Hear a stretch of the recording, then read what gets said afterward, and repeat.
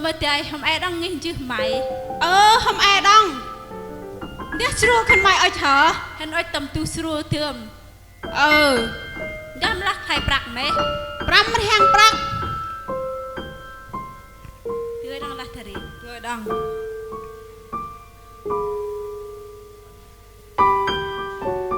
ngoài bè bè quan ram ram chẳng bạc nôm sẽ hở là ơi Jessica anh Jun khăn băng tắt ta xưa này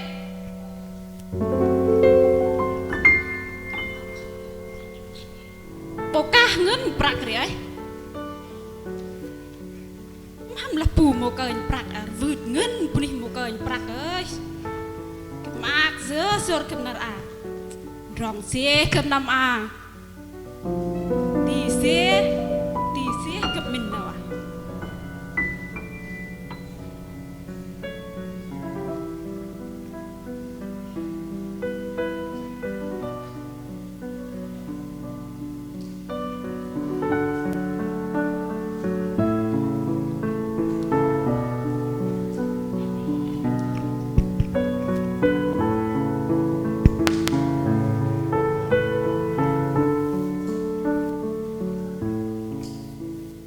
khăn mày ở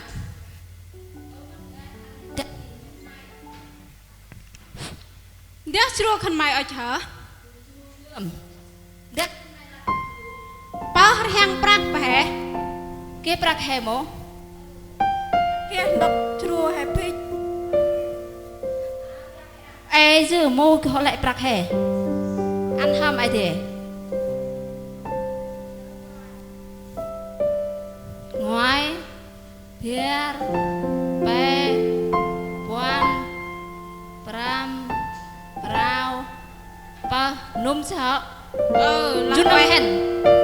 Jessica anh Jun khăn băng tắt lại lặp làm hùng rong ẩm lục ngân dơ ăn chút ác bạc là khớp hé cấp lắp bao xem tươm ăn mà cấp chút ác rong ngân bằng ai nhớ Jessica ơi han aku đã khớp anh đi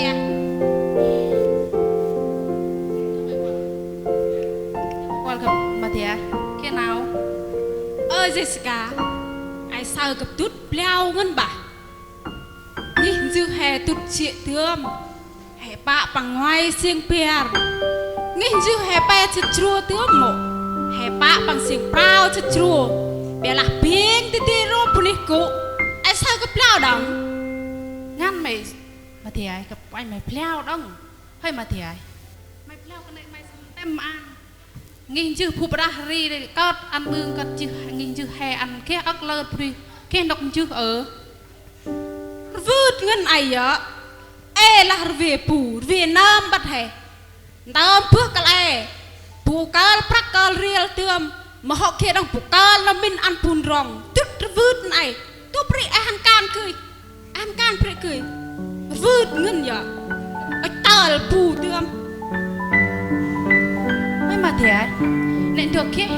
bia rau sai bù rịa một nghìn chữ hè kít hôm ai biển tút rong nó mà sợ mà hâm ai kít khăn bằng rong mà làm mày vẹn mà nó tao có tắt chinh rồi hè lần đi ai sẽ khăn bằng một nghìn chữ hè đằng mồ tút mà lâu cái này ạ khăn bằng cổ đi ta chua hè nở mà hả khăn bằng Pri, henam nó cụ lời vì henam giặt mà kia bạc họ hắn ai hắn xua em hùng rị xét ya ngay đây ngay đây ạ ai sẽ ngân khăn băng hả tốt rồi vượt bùn này hả là bạc mò ơi hùng rong mò sẽ đặc này cấp sao bùn này vượt đấy ngân ạc bạc chẳng hâm là một cơn tức mà cấn là khớp ạc bạc hơi hùng Nghìn rong chưa bà bạ lên chắc ôi thì thiên sơ hờ mà rì ế mắm là ăn Cái nông mình chưa á thêm một ai ăn ôi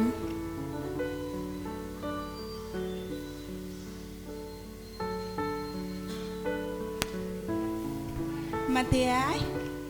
Mà thế ai mà thế ai ơi mong đưa mày ở mà thế nghi dữ tiền khăn mày một tờ chạy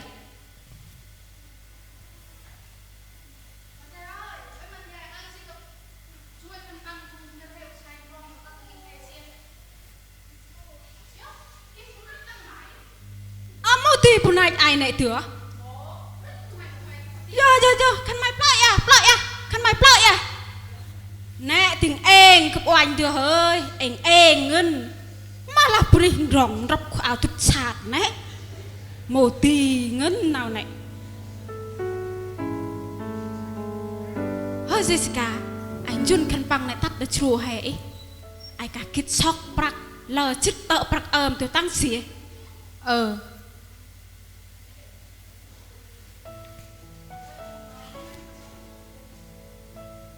cướp bún đi tút dụ pu ngân mế nghìn dư cướp hình tút biên xếp bún đi mô hôm kia tóc mà khăn mày cụ ố thằng khăn mày xuân tóc em mà thế ai thì mà dụ mà hẹn bạ do là hẹn tạ bước bon Nazareth nguồn Galilee thì mà dụ mà hẹn tạ bằng à mê do ôn cập nệ thạch cụ chứ lá xếp vào mày nghìn dư cướp lại biên mà bún đi tì tì xếp mô hôm kia tóc khăn mày cụ ố thằng khăn mày hẳn xuân tóc em mà thế ơi thế mà cặp nệ ôn cập nệ thạch cụ chứ hẹn tạ bằng ai thương mô tươi nghìn dư cướp lại kia bún đi tươm bạc tì tì dư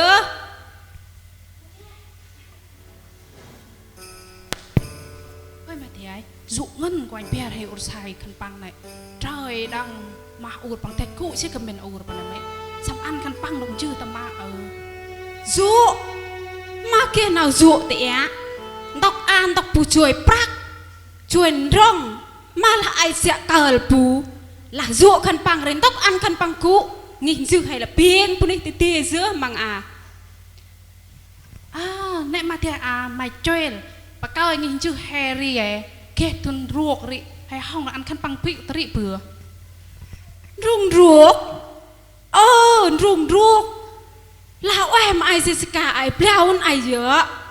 cặp chơi đang đọc rị từ ấy lặp là ăn khăn băng cụ tari từ ấy ai hẳn câu ai hẳn bực đo đọc rị tăng xì hai năm rị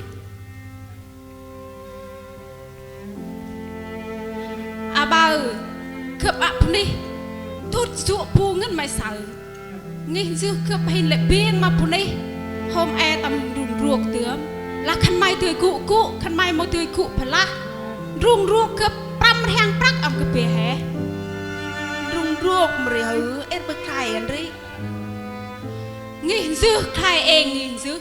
rung ruột khai em rung ruột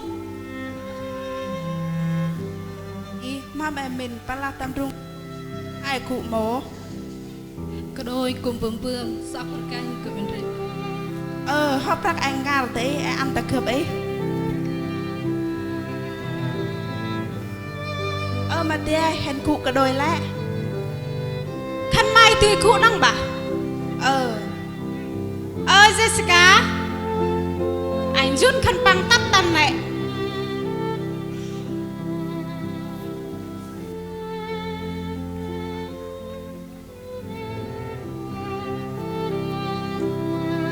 Jessica ai plak ya bat ai cả kít sọc ring prak tập bằng yên hả lời ruột tu riel tăng xía Jessica ai plak ya đằng cặp ai kia nào ngời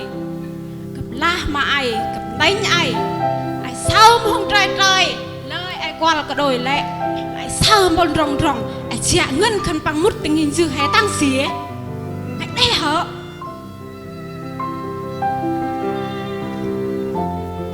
mà thế ấy nhìn chữ hay lại bia thế tia chứ tao không đằng kia ăn đằng phù cụ đi lời RV kia cầm nam RV anh tiri ai hàng chun khăn băng tắt ta này hai năm pri ai cả cái tọ taxi bốc cá thế nào mà mình rung rung cái lục bạc tông hè cái một tươi mình nào đấy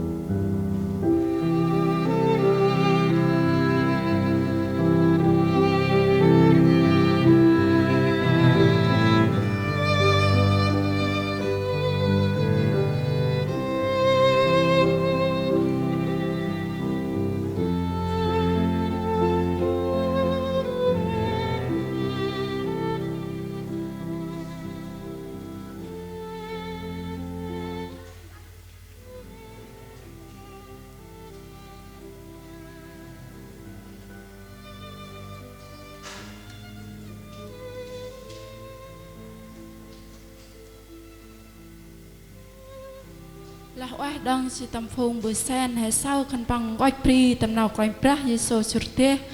pra tâm nghìn chứ mà hôm kia ô con non tâm gan ruột quanh pra trôi tê tân anh tàu là phiên nào ở ai bằng chữ tân anh tàu ở choi con puni hè